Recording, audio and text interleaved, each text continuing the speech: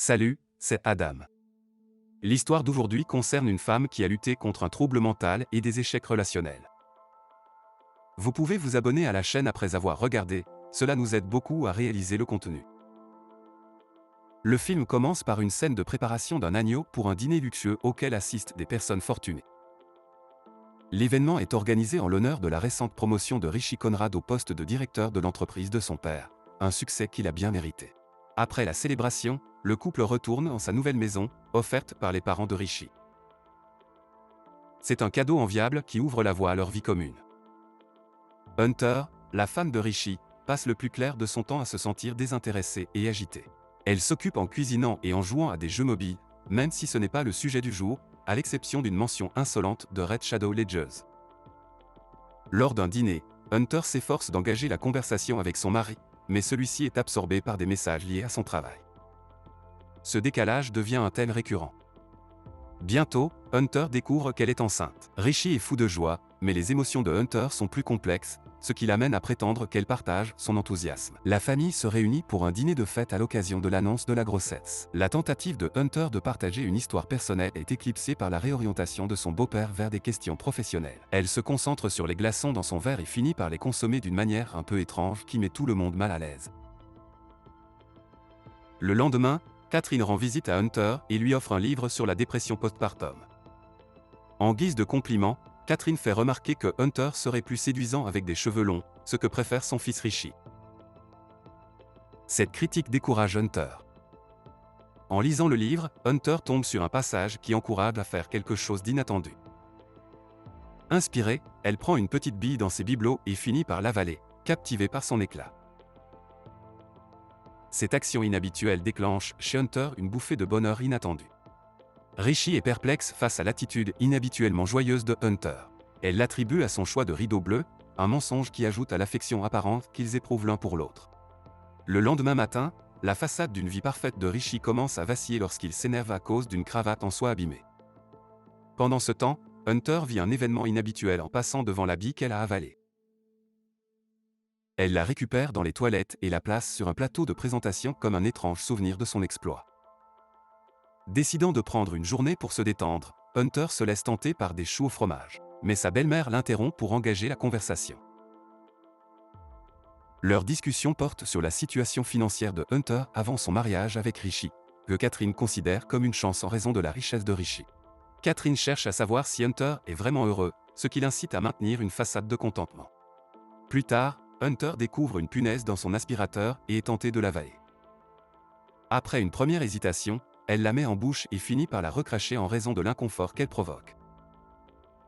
Hunter, cependant, fait l'expérience d'une hallucination auditive associée à la punaise et finit par l'avaler à nouveau, malgré la douleur qu'elle lui inflige. Ce comportement génère en elle à la fois de la joie et de la tristesse, ce qui conduit à un état émotionnel complexe.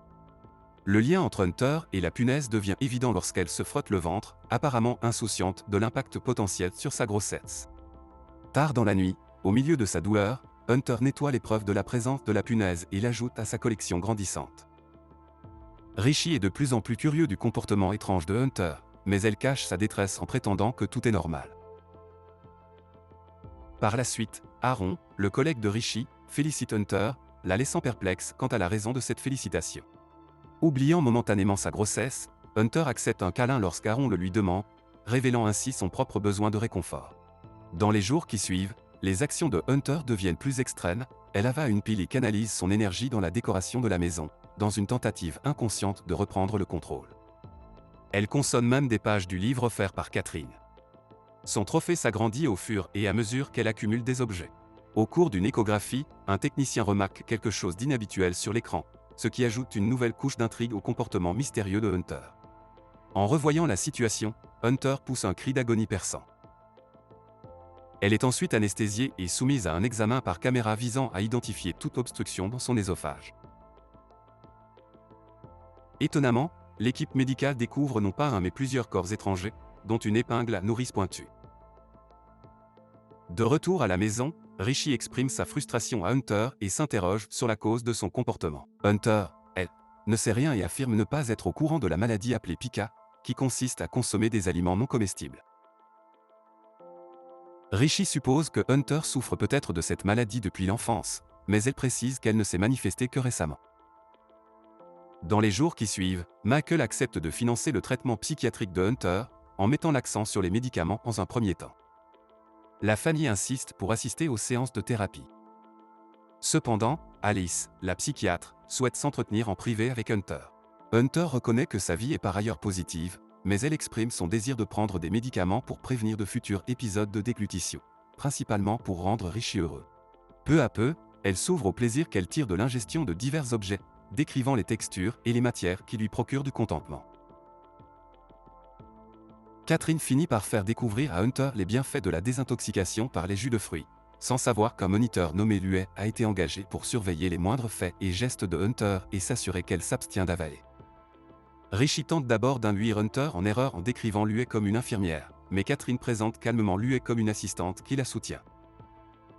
Au fil des jours, Hunter s'irrite des tentatives de Luet pour l'aider dans la cuisine, qui se révèlent intrusives. Luet critique même les problèmes de santé mentale de Hunter, établissant une comparaison avec ses propres expériences en Syrie et suggérant que les problèmes de Hunter ne sont rien en comparaison. Avant que Hunter puisse s'éclipser dans la salle de bain, Luet doit procéder à une fouille. Dans les limites de la salle de bain, Hunter garde une cachette de bibelots en acier froid, et en avale un pour se réconforter. Au cours d'une séance de thérapie, Hunter minimise l'importance de l'ingestion d'une pile, mais Alice souligne le danger potentiel dû à la fuite de l'acide de la pile, qui aurait pu s'avérer fatal pour Hunter. Hunter avoue ouvertement que son acte d'ingérer des objets lui procure un sentiment de contrôle sur sa vie. Lors de la célébration de l'anniversaire de Rishi, il devient évident que tout le monde présent est au courant de la compulsion d'Hunter à avaler des objets. Elle prend Rishi à part et exprime son mécontentement qu'il ait révélé sa condition à tout le monde. Rishi manipule la situation, attribuant ses actions à son jour spécial et laissant entendre qu'elle gâche tout. Plus tard, Hunter se montre assertive au lit avec Rishi, une situation qu'elle apprécie. Cependant, Rishi exprime son insatisfaction de ne pas pouvoir terminer, ce qui amène Hunter à exiger des excuses pour sa divulgation de sa condition au travail. Après s'être excusé et avoir promis une meilleure compréhension, les besoins de Rishi sont comblés. Dans sa séance de thérapie suivante, Hunter explore l'histoire d'exploitation de sa mère, un facteur qui a conduit à sa propre existence. Elle possède un article de journal sur l'homme impliqué, insistant sur le fait que sa mère et son beau-père l'ont bien traité. Alice suggère que l'exploration de cet aspect pourrait éclairer sa compulsion. En jardinant, Hunter devient fasciné par la terre, finissant par aller se laver les mains. Elle surprend accidentellement Rishi en train de parler à Alice en mode haut-parleur, où Alice révèle des informations de la dernière séance d'Hunter. Entendre parler de la vulnérabilité passée de sa mère provoque la panique chez Hunter. La révélation de Rishi sur son ignorance de son histoire aggrave son anxiété, conduisant à une crise de panique sous le lit. Luet, cherchant à la réconforter, se glisse sous le lit.